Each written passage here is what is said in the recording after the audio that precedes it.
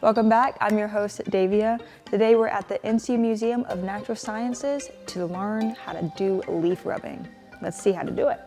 So we are here with Jordan Kirk, an educator here at A Time for Science. Jordan, thank you for having us. Yeah, thanks for being here. Yeah, so can you tell us about leaf rubbing and what we're about to get into? Yeah, so today we're going to be doing a fun little activity that that everyone can do at home. We are going to use leaves, paper, and crayons without the little crayon skins to make impressions of leaves that you can use as the basis for some cool artwork. You can also use them to record information about the leaves that you find away from home. You can use a book like this to help you identify what tree they come from. Okay. What is that book called? This one's called Trees of the Carolinas. Awesome, awesome. A few simple identifiers for leaves I wanted to go over. We've got some water oak leaves, we got some sweet gum leaves here. These two are pretty common around here. And some things you'll notice are that these leaves have a different kind of edge here.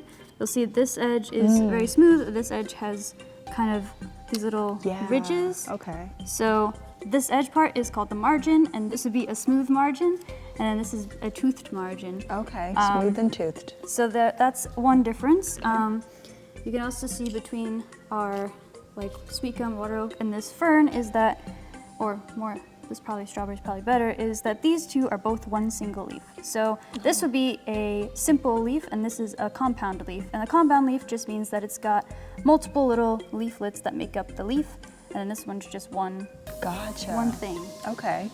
So what we're gonna do today is we are going to first choose a leaf. Okay. So any of my choosing? pick a leaf, any leaf. Okay. I want to do this one.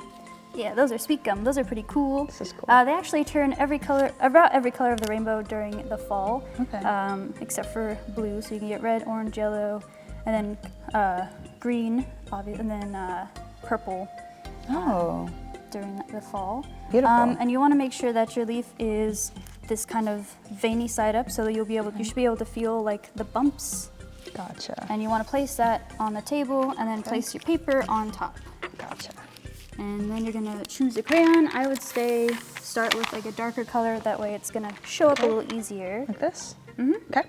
And you're gonna hold it on its side. So when you put it on the table, the whole length of the crayon should be has contact with the table. Gotcha. And what you're gonna do is you're gonna hold the paper and your leaf as best you can, and you're just gonna rub really hard against it. Put some pressure on there, and you should get your impression. And then once you're done, you should have a nice impression of your leaf.